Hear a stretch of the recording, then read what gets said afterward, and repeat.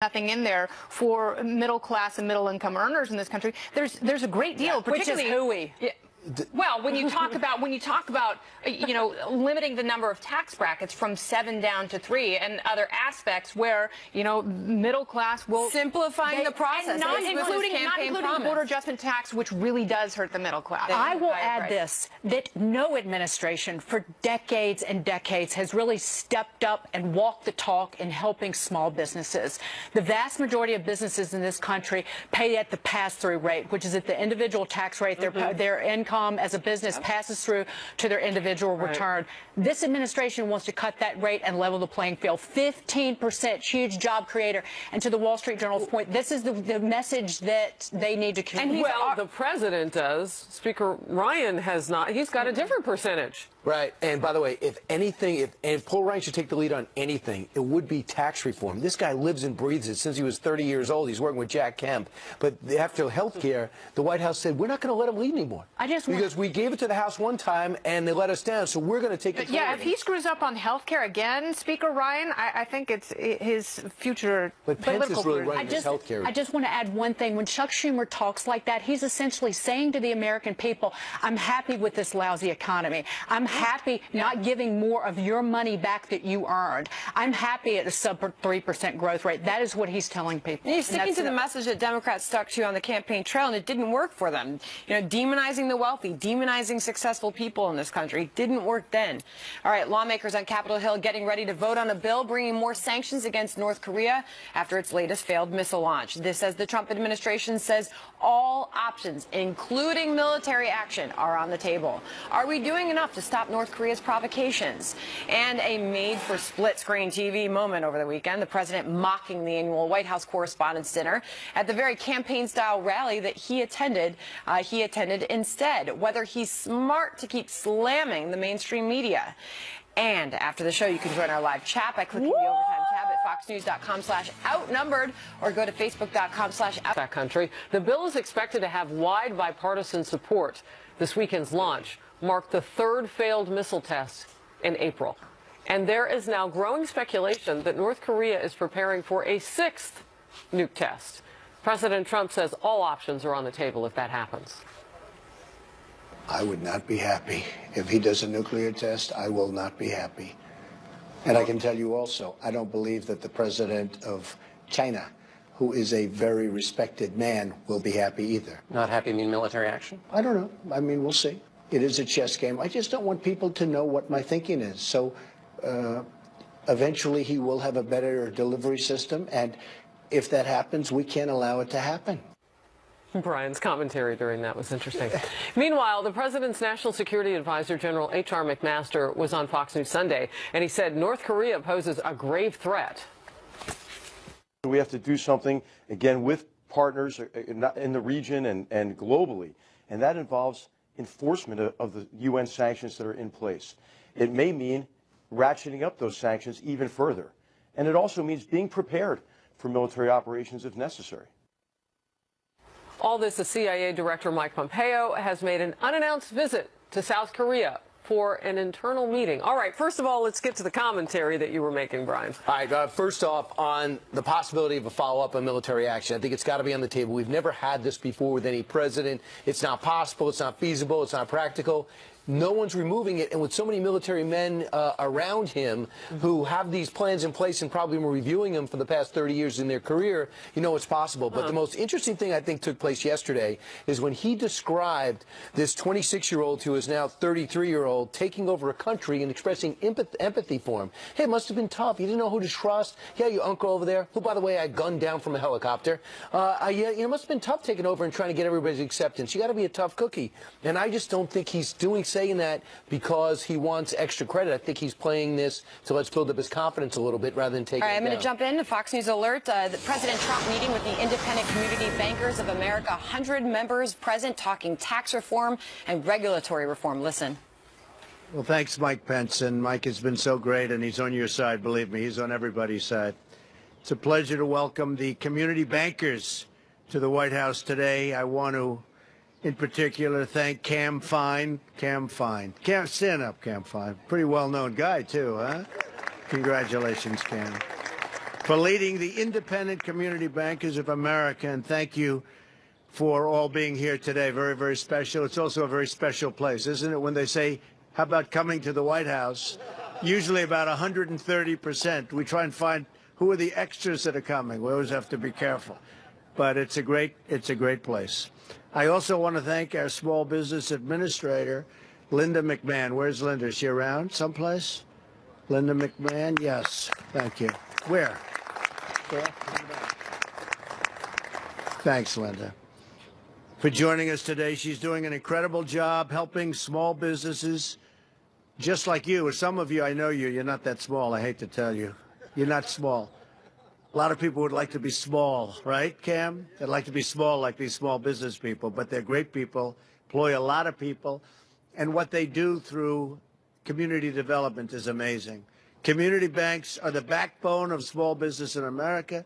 Many of you are the reason that young families can purchase their first homes, farmers can buy their next tractor, and entrepreneurs can open up their first business, creating many, many new jobs in our country. It's so true. Community banks.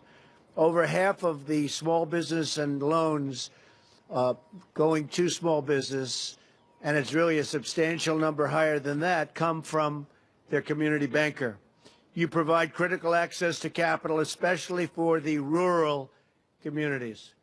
That's why in the first 100 days, I have taken action to roll back burdensome regulations that undermine community banks, especially, I know you're going to be very disappointed at this, Dodd-Frank, right? No, it's out of control. And by the way, not only for community banks, for banks, period. We can take community out of that one, right? Now, Dodd-Frank, we're working on that right now, and you'll see a very big difference because you want to get out and make our country work properly. I've directed my administration to provide regulatory reform and relief so that those rules don't shut down community banks, which have been shutting down, and small businesses, and put them on a competitive disadvantage against the larger institutions. That's what it's done. It's really made you and given you such a tremendous competitive disadvantage. I have friends that are community bankers, and they've gone through hell over the last long period of time. It's really a much longer period of time than people would understand. I've also directed Treasury Secretary Steve Mnuchin to review damaging Dodd-Frank regulations that encourage risky behavior from Wall Street. Everybody knows what that means. We're also working to achieve tax reform and dramatically lower taxes on businesses and the middle class. We're proposing one of the largest tax cuts in history, even larger than that of President Ronald Reagan. Our tax cut is bigger. My administration is committed to working with each and every one of you to help Americans achieve their financial dreams so that, look, we're all here for the same thing. You know, we have a statement. It's really, I like it much better than even your hat. It says, make America great again. And that's what we all want, right? We want to all make it great again, and that's what's going to happen. So I want to thank you all for being here. Very, very special people. You do a very, very special job, and the community really understands it. I know community bankers are the most popular person in their community, and they've built communities, and they've really been so badly hurt over the last number of years. So we're going to change that. We're going to change regulations. We're going to give the incentives back, and you're going to grow and thrive and prosper. And maybe even more importantly, you're going to have businesses all over the country growing and thriving and prospering. So I want to thank you for being here. It's a great honor. And you will see things happening like you've never seen before. Thank you very much. Thank you. Thank you. All right, that's President Trump at the White House just a few moments ago addressing the Independent Community Bankers of America. They were there by invitation from the president. The group said they were honored to be there. They had 100 members present representing community banks, small business. He talked about rolling back burdensome regulations for community banks. He also talked about one of the biggest tax cuts in history, saying even larger than Ronald Reagan. That was at the White House just a few moments ago. President Trump. All right, we're going to get back to North Korea now. So, Brian, you had kind of laid out your early thoughts on where we are. Kennedy, I want to ask you now, you know, because as we're hearing the administration kind of funnel into the same drumbeat now. Yeah. We kind of know where we're coming. Everything is on the table, which we saw the old administration of 8 years, Obama's administration, talk about saber rattling and things that were not going to be on the table. Your thoughts? Yeah, strategic patience. I mean, that didn't work, and that wasn't strategy at all. That term never should have been in that phrase. But it's a really scary time, and it's got to be terrifying for South Korea. And what we're seeing in that country, obviously you have someone who's running for president there, who's running against this THAAD system, which is, you know, this sort of anti-missile setup that the United States is helping South Korea construct. But there's also a lot of political pushback from protesters in South Korea because, you know, this is their back door. We're talking about a shared peninsula, and the stakes for them, my God, they're so high. We're worried about the future and an ICBM, a nuclear-tipped ICBM, reaching our western shores. But there, the threat is so incredibly real. I was going to ask you about the stakes. You got right to it. So, Dagan, I'm curious now, the administration and really the president now talking about the fact of what this leader over there is like. They are backing off the words that we have heard so many critics call him crazy. And Senator McCain today, you know, almost putting some legitimacy to maybe not talking with him directly, but certainly recognizing Kim Jong-un. Well, and also driving home the point of the seriousness of the situation. Recognizing that, I should right, say. and I think that when you hear H.R. McMaster talking about ratcheting, enforcing sanctions and ratcheting them up, he's talking about China. China has not only tried to water down and veto sanctions against North Korea, where, by the way, trade with North Korea has increased tenfold in the last 15 years, but they also have not enforced the sanctions that are already in place. There was a report out that the Wall Street Journal editorial page noted that the Bank of China's Singapore branch allowed 605 payments on behalf of North Korean entities in just last year. So there is trade with North Korea, and the sanctions are not being enforced by its largest trading partner. Real quickly before we move on, what I was getting to, Brian, was the fact that sometimes in negotiations, if you say to the other side, we expect that we understand what you're going through. You're a young man, you're growing, so it's not to legitimize him, but maybe the process of how do we talk this guy away from the ledge? Right, without giving in, and we don't end up in six-party talks that go nowhere that buy them more time. So I think there's a psychological method to the seemingly madness in the statement that's saying this. I feel bad for this guy a little bit. Interesting. In what Donald Trump presented. All right. Oh, boy, the art of the deal, as they might be calling it. President Trump is hitting his favorite punching bag, the media, again. At his rally in Pennsylvania on Saturday, he blasted the White House Correspondents' Dinner, which was taking place at the same time. So will this relationship get better over the next 100 days? I am holding my breath. Are you? Or will it divide just a bridge too far?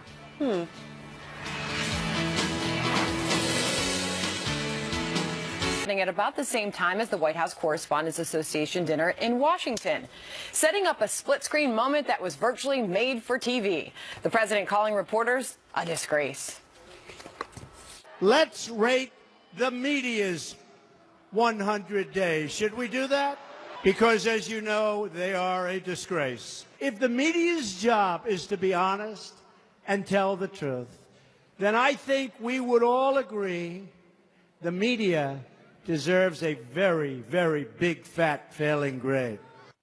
President Trump also taking his attacks online to Twitter, saying, quote, mainstream fake media refuses to state our long list of achievements, including 28 legislative signings, strong borders, and great optimism. The president of the White House Correspondents Association answering right back. We are not fake news. We are not failing news organizations. And we are not the enemy of the American people. But he also conceded that access to the president has been very good. Meantime, Mr. Trump telling Reuters last week he would absolutely attend next year's dinner. And there you have it. Brian, you know, where do you see this relationship between the president and the media going, say, over the next 100 days? We already have two relationships going on with the same two people. We have, oh, I don't like the media, they're bad, and they're not satisfactory, and they're not giving me an honest shake. And then when the healthcare bill blows up, he calls the Washington Post and the New York Times. And for that man, Jeff Mason, with Reuters, he did an interview with Jeff 2 days prior. Yes. And everyone basically says, the Washington people say they are more accessible than any previous So what are you administration. complaining about? So it's the last 16 years, they are more open. So I just think what drives him crazy is when he has a story out there and people deliver the news who are supposed to be unbiased. I don't think he has a problem with the Rachel Maddows of the world giving their opinion. That's what they're supposed to do. But when you're delivering it from 9 to 5 or 9 to 8 and you pretend as if you're unbiased, yet the way you deliver it is in a biased way. Kennedy? Actually went to the dinner and spent some time with Miss Harris Faulkner. Yes, we did. We were keeping an eye absolutely out for some MSM bias if there was. We were looking for bias, and we also went on our own goodwill tour throughout the proceedings. And I think we accomplished much what do you mean Saturday night. It was an outreach program. It was a personal tool and outreach program, and we healed some wounds, we raised spirits, and we got to the truth. And I actually think the president was very smart for skipping this year's Correspondents' Dinner. Number one, it made it about the press. It was less Hollywood love fest. So true. You know, and it was very interesting because in the past, I don't know why journalists have been so enamored of President Obama, because he had open contempt for them and really did not have a transparent administration or like accessibility, the way that this president is being talked about by those in the media who don't even necessarily want to admit that they cover him with bias. But, you know, one thing that I noticed about the dinner was just the attitude of the people. There was not that snootiness of which press members were closer to whom and closer to this administration or whatever. I mean, it really was a celebration of the journalism that we're supposed to be doing. I mean, that's why we go. We should raise our game. That was a theme throughout the night. It was interesting, though, Mr. Trump came up, even on the red carpet. People were saying, we miss him, which I thought was really interesting. Well, I know what he feels like, because every member of the press who's worked at any mainstream newspaper, if they run into me, and not at a gala, because I never get invited to those, but if I run into them maybe at a book party, they always better deal me. They look over your shoulder looking for somebody better to talk to. You know, they look over the top of your head or right by your ear, and I'm like, who are you looking for? You're checking to make sure you have both earrings on? Yeah, exactly. You're like, what? Hello? You know what? Andrew Ross Sorkin just ain't that cool. Right. But one thing that Trump does, I think he just enjoys poking these journalists because he knows how insecure they are. I think it made us better in that room. He gets a kick out of it because his job is arduous, and he has fun because he knows how insecure these journalists are. Insecure and arrogant, and it just He'll be back next year. It'll be a whole different vibe, and they will rib each other, and that's it. Was actually a reset year for the dinner, and going forward, it's going to be tonight your show. Absolutely, I'm going to show some exclusive, never before seen photographs from the Correspondents' Dinner, including a few of Miss Harris Faulkner. Oh, they are lovely. Well, it's part of your outreach That's program. not a reason why. Exactly right. Gotta go. May Day protests getting underway across the country and expected to draw larger than usual crowds, with many filling the streets to protest President Trump's policies. That includes his crackdowns on illegal immigration in sanctuary cities. All as one governor defends a bill that would punish those who provide sanctuary to illegal immigrants in his state. Will more states follow his lead?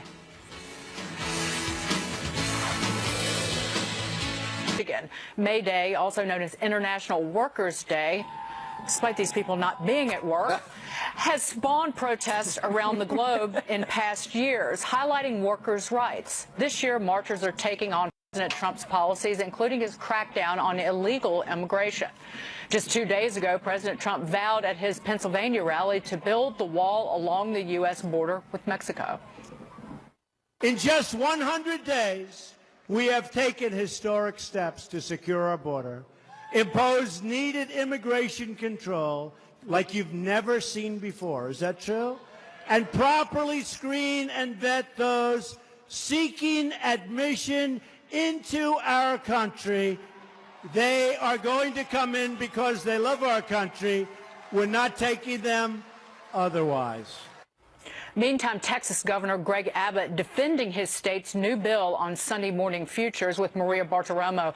The measure punishes cities, communities, college campuses, and even individual police chiefs who provide sanctuary to illegal immigrants. Clear, unfortunately, that there are some officials in the state of Texas, as well as across the United States, who simply do not want to apply the rule of law in their jurisdiction, who want to promote lawlessness. And it's inexcusable, and one tool that we now have is the ability to remove these officials from office by subjecting them to criminal penalty, by forcing them into the jail that they are letting these people out of.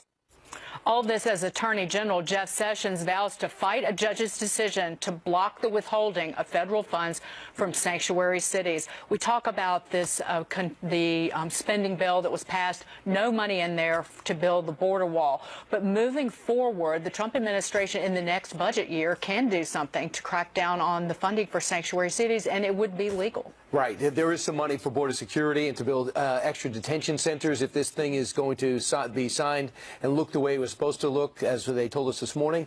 It's got to be brutally disappointing for the president just not to get to $2.4 billion. And to hear Chuck Schubert say, I'm really worried about spending too much, and say the wall's not going to work when he's already on the record saying how it would benefit. It just stinks of pure politics. We cannot give Donald Trump anything to hang his hat on. That's what it feels like. Oh, more politics, Kennedy.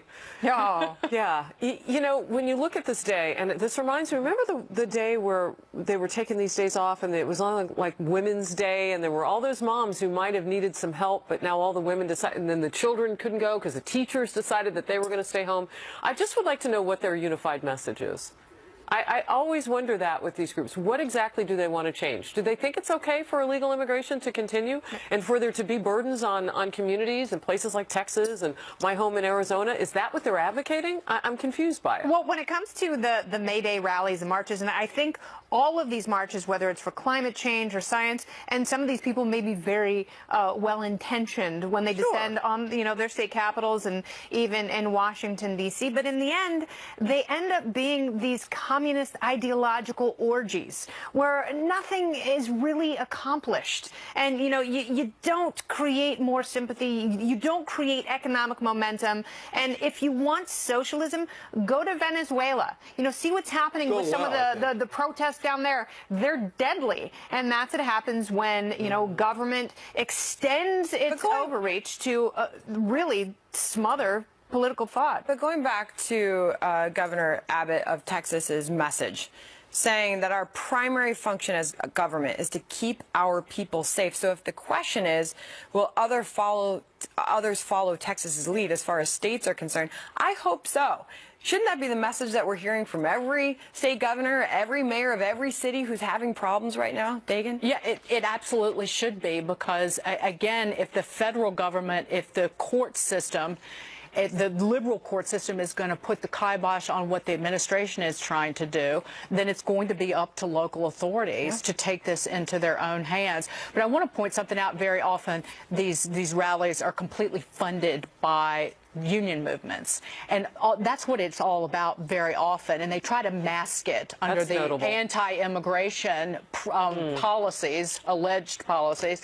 It's that they're trying to just increase the union rolls. That is notable. And they're trying to raise the minimum wage because it puts more money ultimately in the pocket of the unions. I just don't think, I'm amazed at these companies to give you a 3-day weekend because you want to march for workers when you're supposed to be working. Unbelievable. But I think, Cindy, you have something else to say, like what's coming up next.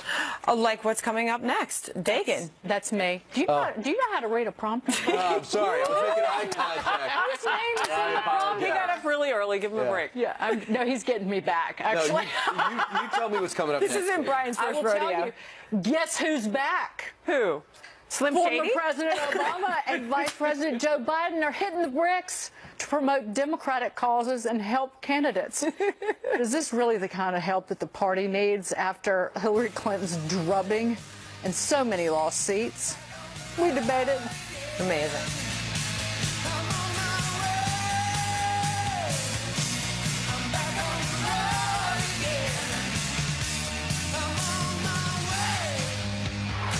Circuit to promote Democratic causes and candidates. Yay. The announcement comes after President Obama made recent headlines for reportedly earning just $400,000 for 2 speeches, sparking outrage among Republicans and some Democrats. There's also been heightened speculation that the former vice president could be considering a presidential run of his own.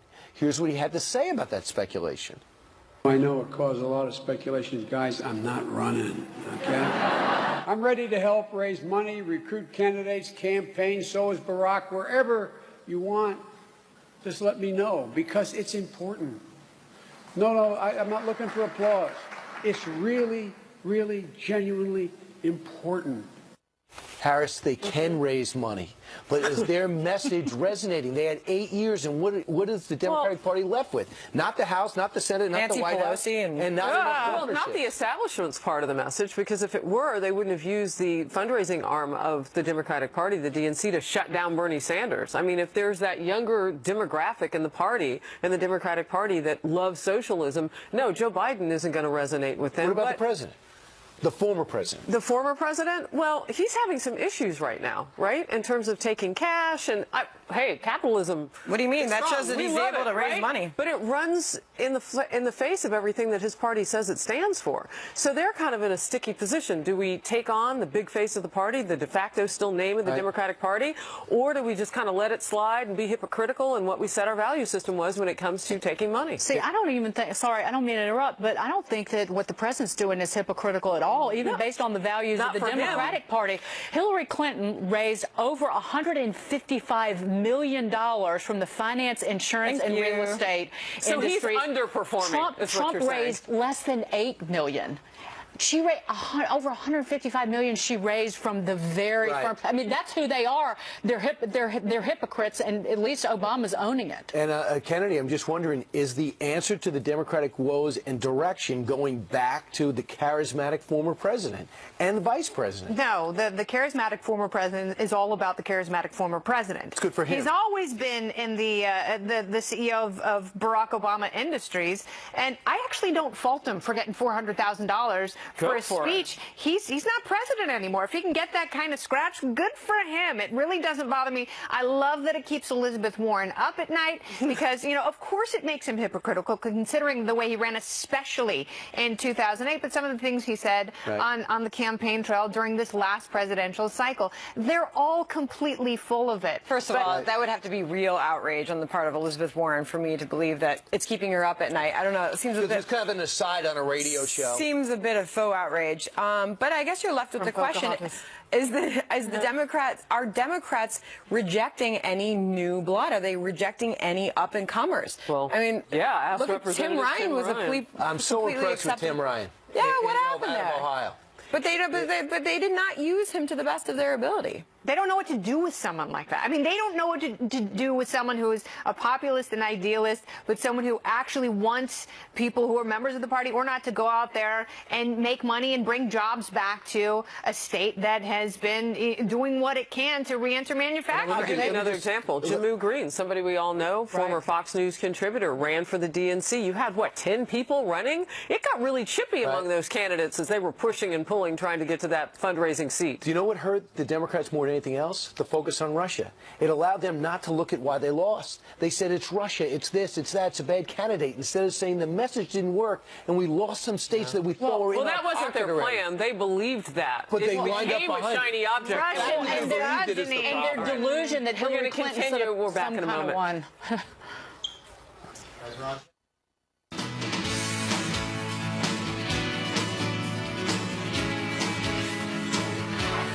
Debuts at 5 p.m. Eastern. We've seen them all right here on the couch, and we wish them the best. And they are kicking off right with a big interview from the White House with President Donald Trump. 7 p.m. Eastern, primetime, Martha McCallum hosting The Story. That's right. She will cover all the critical decisions and political maneuvering out of our nation's capital, as she has done so well over the years and in the first 100 days. So be sure to catch those new programs every night right here on the Fox News Channel. FNC for the cool kids. Congrats to those guys. Brian Kilmeade. Speaking of cool kids, Brian Kilmeade. Wow. Thank you very much. Yes, sir. For coming Megan, in. you echo that? You know I love you. You're genuinely one of the kindest people I've ever met. Oh, that's not the digging, look I at know. that. I love ending the mean show it. on love. We'll see you online. FoxNews.com/outnumbered. Click on Overtime. Now, happening now. On healthcare, I had to add that disclaimer because you just don't know these days. Welcome to the second hour of Happening Now, everybody. I'm Jenna Lee. And I'm John Scott. As we learn more about these big votes taking shape in Congress, we're also awaiting reaction from the other end of Pennsylvania Avenue. The White House daily briefing will kick off about 30 minutes from now, and it follows a busy weekend with the administration and the president touting the first 100 days of the Trump presidency. Let's begin with Chief Congressional Correspondent Mike Emanuel live on Capitol Hill with the latest on the goings-on there. Mike. John, good afternoon. There's a serious effort to get some things done in Congress this week, funding the government through September. Also, a